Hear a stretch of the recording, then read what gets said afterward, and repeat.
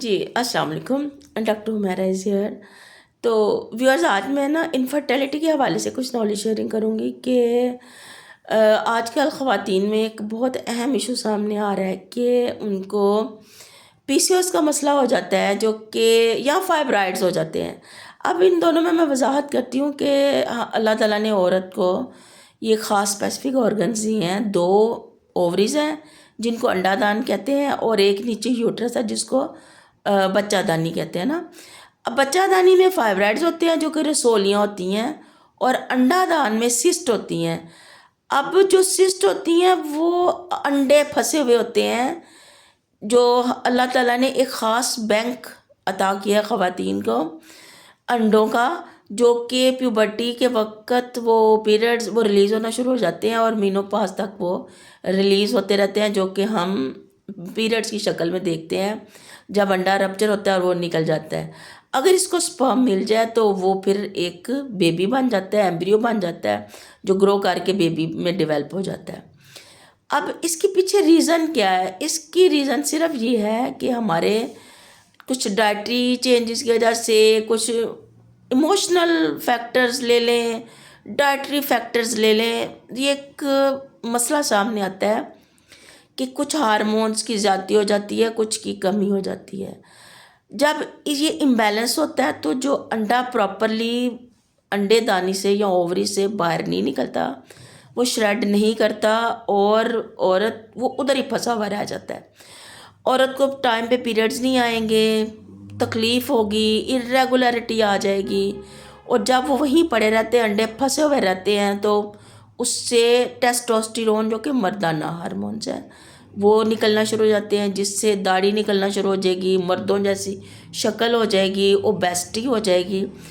تو اور اسی طرح جب سسٹ ہوتی ہیں تو پیریڈز کم ہونا شروع ہو جاتے ہیں، اسکینٹی ہو جاتے ہیں، ارریگولیرٹی آ جاتی ہے. لیکن اگر بچے دانی میں رسولی ہو جاتی ہے، فائبرائڈز ہو جاتی ہے، ان دونوں کو مکس نہیں کرنا چاہیے. سارے کہتے ہیں کہ یہ رسولیاں بن گئیں، جو رسولی ہوتی ہے وہ نیچے بچے دانی میں بنتی ہے. اس کی مینیفسٹیشن یہ ہوتی ہے کہ پیریڈز زیادہ آنا شروع ہو جاتے ہیں، ہیوی بلیڈنگ، اور نیچے کو دباؤ بھی پڑ سکتا ہے، یورن بار بار بھی آ سکتی ہے، رات کو بار بار یورن کے لیے جانا بھی پڑ سکتا ہے، ایون کہ آپ کے یہ اسٹومک تک کھچاؤ ہوتا ہے اگر فائبرائڈز ہو جائیں اور وہ بھاری ہو جائیں. پھر اس کے ساتھ ساتھ ایک سچویشن ایسی آتی ہے کہ یوٹرس بلکی ہو جاتی ہے، بھاری ہو جاتی ہے، بڑی ہو جاتی ہے اور نیچے کو پریشر پڑتا ہے.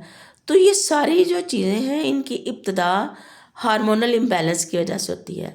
ان ہارمونس کو بیلنس کریں، اور جب یہ ہارمون امبیلنس ہو جاتے ہیں تو خود بخود سسٹ بھی غائب ہو جاتی ہیں اور وہ ایک سموتھ سسٹم چل پڑتا ہے کہ ہر مہینے ایک انڈا ریلیز ہوتا ہے، پیریڈز آتے ہیں، بلیڈنگ ہوتی ہے، اور نئے طریقے پھر اگلے مہینے کے لیے پھر فیمیل تیار ہو جاتی ہے. لیکن اگر ہارمونل امبیلنس ہوگا تو انڈے وہیں کے وہیں پڑے رہیں گے.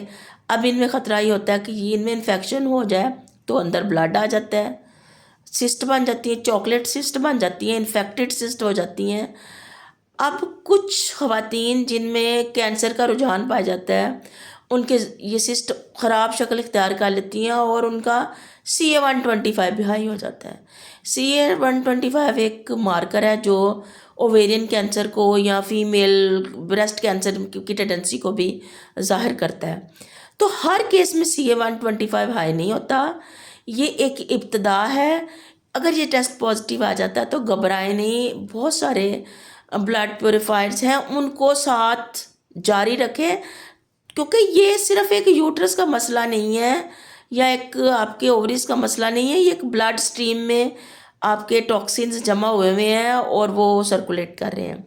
تو اوورآل ڈی ٹاکس بھی کریں، اپنے بلڈ کو صاف کریں، اور تاکہ وہ زہر یا CA-125 بھی نیچے آئے، ہارمونز بیلنس کرنے والی نیچرل چیزیں بھی لیں، اور اس کی پراپر ٹریٹمنٹ کروائیں. ڈرے نہیں، یوٹرس کو نکلوا دینا یا اووریز کو ریموو کروا دینا یہ حل نہیں ہے.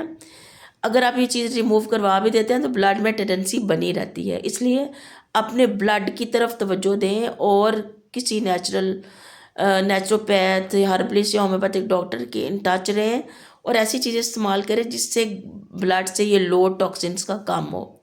اور اس کی پراپر ٹریٹمنٹ کروائیں، گھبرائیں نہیں اور اس کو اگنور نہ کریں. تو انشاءاللہ جو انفرٹیلٹی سے نجات مل جاتی ہے، سسٹم ٹھیک ہو جاتا ہے، ذرا تھوڑی محنت کرنا پڑتی ہے.